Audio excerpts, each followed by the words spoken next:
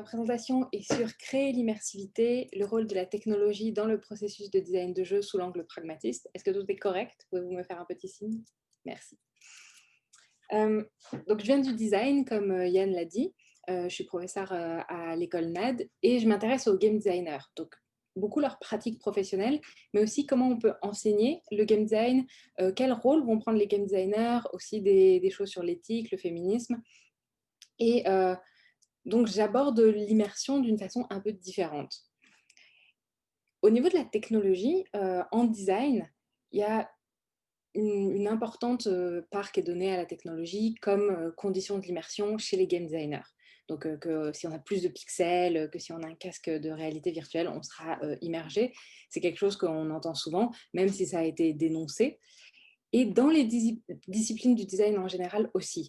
Il y a même le design d'expériences immersives virtuelles qui prend vraiment de l'essor, en particulier avec la Covid, et ça devient vraiment un champ à part entière.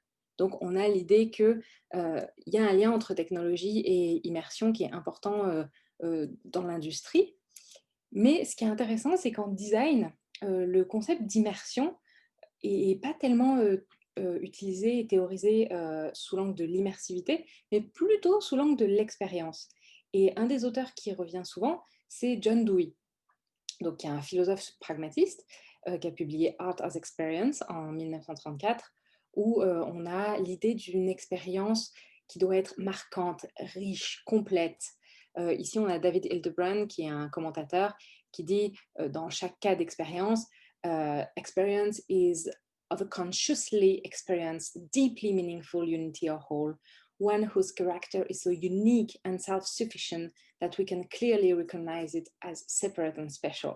Donc une expérience esthétique, c'est vraiment une expérience comme ça qui se détache des autres parce que elle est entière, elle est complète, elle est riche. Et donc dans ce concept-là, il n'y a pas d'idée de technologie.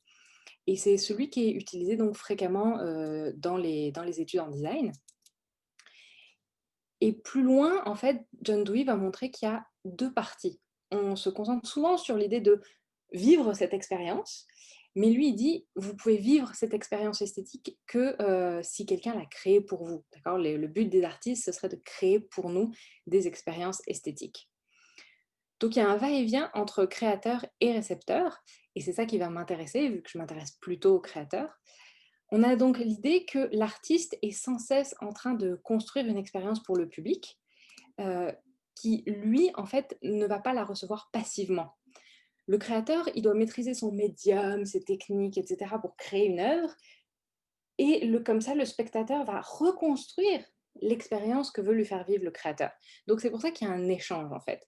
C'est pas simplement recevoir passivement une œuvre, c'est l'idée que créateur et récepteur vont aller main dans la main et que donc l'expérience esthétique, c'est quelque chose c'est une transaction, tout simplement. Et c'est ça. Et la technologie dans tout ça, en fait, elle est pas vraiment mise au premier plan par Dewey, bien qu'il nous parle du médium que les créateurs utilisent. Donc moi, je me suis dit, bah, dans le cas de la création d'un jeu vidéo, quel rôle va jouer la technologie? Est-ce que c'est juste, un peu comme le dit Dewey, un médium que les créateurs doivent maîtriser? Ou est-ce qu'elle a vraiment une influence sur le processus de création? Et je pense, entre autres, quand je dis ça, à des technologies comme les moteurs de jeu pour les game designers. Donc là, vous voyez Unreal Engine et aussi, par exemple, Unity. À quel point ces technologies-là vont avoir un impact sur le processus de création. Mais cela, ils mettent énormément de temps à changer. Oui. Donc, j'ai fait une étude globale sur le game design et je me suis intéressée, entre autres, dans mes résultats, à ce qui était relié à la technologie. Donc, l'étude globale que j'ai faite, c'est une étude collaborative avec des étudiants. Donc, il y avait plus d'une centaine d'étudiants à l'école NAD au baccalauréat en jeux vidéo qui ont fait dans mes cours des projets. Donc, c'est ce qu'on appelle en design une recherche projet. Moi, j'étais en fait avec eux pour faire leur projet et j'ai documenté avec de l'observation participante, avec la collecte des documents de design, avec des post-mortem, avec leurs témoignages, ce qu'ils avaient fait. Et j'ai estimé que En fait, mes étudiants font vivre les concepts. C'est-à-dire que quand, je veux voir, par exemple, qu'est-ce que l'expérience esthétique? Bah, je regarde qu'est-ce que mes étudiants ont fait avec, dans leur projet, disons, qui peut m'éclairer sur l'expérience esthétique et là, particulièrement sur, le côté technologique. Dans mes résultats, j'ai eu des choses assez intéressantes. J'ai eu, sur un projet qui était un projet donc de bullet hell, vous savez ces jeux où vous avez, des dizaines des centaines en fait de balles qui viennent vers vous. Là, on a l'exemple du Toho Project. Ils voulaient faire en fait un bullet hell en VR et ils ont réalisé leur projet et j'ai un post-mortem particulièrement intéressant d'un étudiant qui dit, je vais vous lire, son témoignage: «Mon approche en design de jeu est principalement centrée sur le prototypage et le gameplay. De ce fait, j'ai tendance à vouloir essayer de programmer chaque idée et de voir comment elle est agréable en jeu, plutôt que de débattre le mérite d'idées non testées.» Donc je vous rappelle qu'au NAD, on ne forme pas des programmeurs. Donc le fait qu'ils aillent programmer, c'est une part des cours de prototypage, mais cet étudiant-là, il aime particulièrement aller prototyper ses idées dans l'engin. Et il ajoute: «Un défaut que je sais que j'ai et qui a un impact sur mon processus de design de jeu est un désir de show off mes capacités de programmation.» Donc, il a souligné qu'il avait un rapport particulier avec la technologie à sa disposition pour créer des jeux. Et à la fin du projet, en fait, il a eu ce moment réflexif très intéressant où il dit: «Je pense que j'aurais aimé avoir un rôle plus distant», sous-entendu plus distant que celui d'être le programmeur principal et d'avoir toujours les mains dans l'engin. Comme ça, je me serais donné le temps de soulever les problèmes et de retourner évaluer nos éléments cœur, qui, j'ai encore l'impression, ne fonctionnent pas parfaitement, au lieu de continuer de construire par-dessus. J'ai encore le regret qu'on a voulu pousser trop loin et faire trop de choses, au lieu de peaufiner l'expérience cœur et vraiment trouver l'âme de ce qui nous rendait unique et bon.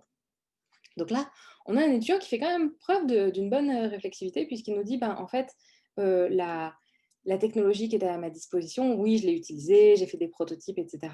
Mais il dit aussi qu'il a ajouté de plus en plus d'éléments, qu'il a utilisé les possibilités de l'engin et qu'en fait, il aurait peut-être dû s'asseoir et regarder ce qu'il était en train de faire avec. J'ai un deuxième exemple qui est ressorti dans le même style assez important. C'était sur un remake de Toto Temple Deluxe. Donc Toto Temple Deluxe, c'est le jeu que vous voyez en haut, où vous êtes un Toto, ces petites bestioles, et vous devez tenir une chèvre sur votre tête pour faire des points. Plus vous tenez la chèvre longtemps sur votre tête, plus vous avez de points. C'est un party game qui se joue à 4, le genre de couch game. Et en fait, l'entreprise Juicy Beast est venue dans mes cours et on a procédé à faire des remakes du jeu parce qu'il avait un certain nombre de défauts. Et donc là, en bas, vous avez le jeu qui a été créé par l'équipe Aztec Beefsteak. Donc vous voyez que ça se ressemble au niveau du thème, etc. Et de la même façon que le premier étudiant, ces étudiants-là, ils ont fait un prototype dans Unreal Engine de leur jeu. Voilà ce qu'ils ont dit. Ce que notre prototype avait pour but de montrer était simple sur papier, mais peut-être ambigu lors de la présentation. Il devait servir simplement à donner l'idée générale du gameplay, de l'interface, des personnages dans l'espace et de la direction artistique. Sauf que c'est les seuls en fait qui ont fait un prototype, les autres étudiants, pour montrer justement l'interface, les personnages, etc.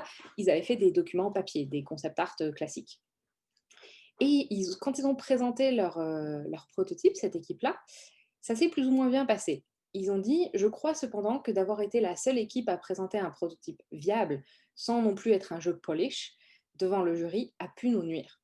Parce qu'en effet, quand ils ont montré en fait leur prototype du côté du jury, la réaction a été un peu différente. Les étudiants, ils pensaient vraiment montrer qu'ils avaient un jeu fonctionnel, alors que le jury a regardé ça en disant que c'était plutôt une source de surprise et d'incompréhension. Ils ont vu beaucoup de problèmes grâce au prototype. Donc, la démonstration du jeu en classe a plutôt montré que le système de jeu avait des lacunes et le prototype a été utile, mais plutôt parce qu'il a été la preuve et la nécessité qu'il fallait revoir leur concept. Alors que les étudiants, eux, ont trouvé que le prototype avait été extrêmement utile, prouvait bien leurs idées, qu'il était vraiment de leur côté, etc.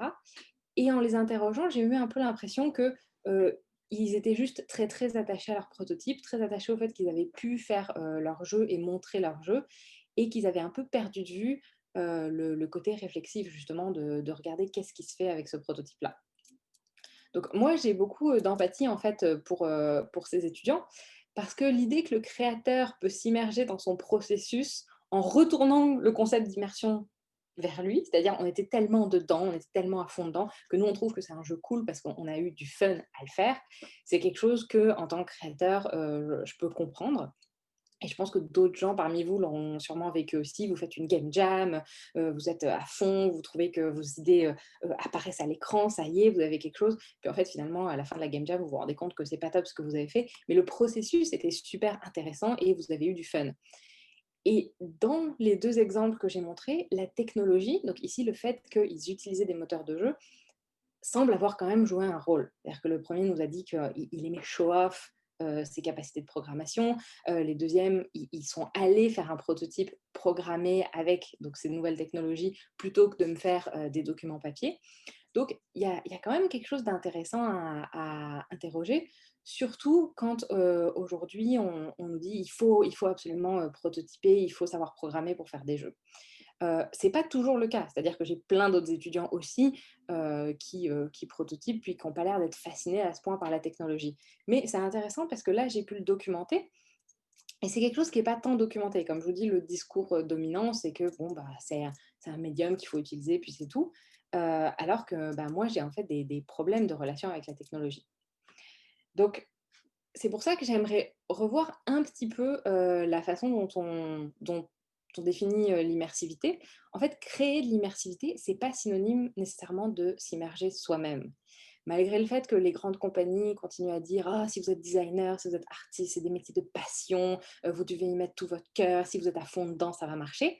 Ce qu'on voit, c'est qu'en fait, c'est pas parce que le créateur est immergé dans la création que l'œuvre atteindra le spectateur.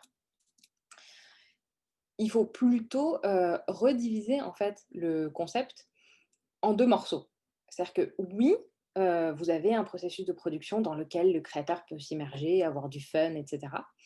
Mais si vous voulez qu'en fait, votre récepteur, reconstruise cette fameuse expérience selon Dewey, c'est-à-dire que l'expérience du créateur passe à travers l'œuvre pour atteindre le récepteur, et ben, il va falloir que cette expérience que l'on veut faire passer, on la garde en tête et il faut une certaine réflexivité. Donc il faut éviter de perdre de vue, l'expérience de départ et ça, c'est pas si facile que ça et actuellement dans les livres en design de jeu en particulier, il y a pas cette différence qui est faite entre les 2. On continue à dire que c'est des métiers de passion ou globalement, si vous êtes à fond dans votre processus de production, tout va bien aller. Donc, en m'appuyant entre autres sur Sean qui a donc retravaillé Dewey, l'idée c'est qu'il faut être réflexif dans son immersion. Et ma conclusion en fait sur, la réflexivité et l'immersivité, elle a 2 volets. D'abord, en tant que chercheur, j'essaye d'éviter de penser l'immersion uniquement en termes de réception parce que moi je m'intéresse au créateur, donc je pense à la transaction avec le créateur et pour le créateur, je pense que c'est important de ne pas perdre de vue, cette réflexivité, de mettre en perspective notre processus de création, de faire plus d'études aussi du point de vue des créateurs. Mais concernant la technologie, je pense qu'aussi on peut réfléchir au rôle de la technologie et pas être technophobe. Donc pas dire, «Ah, faut absolument pas faire de prototypes, heu numériques directement».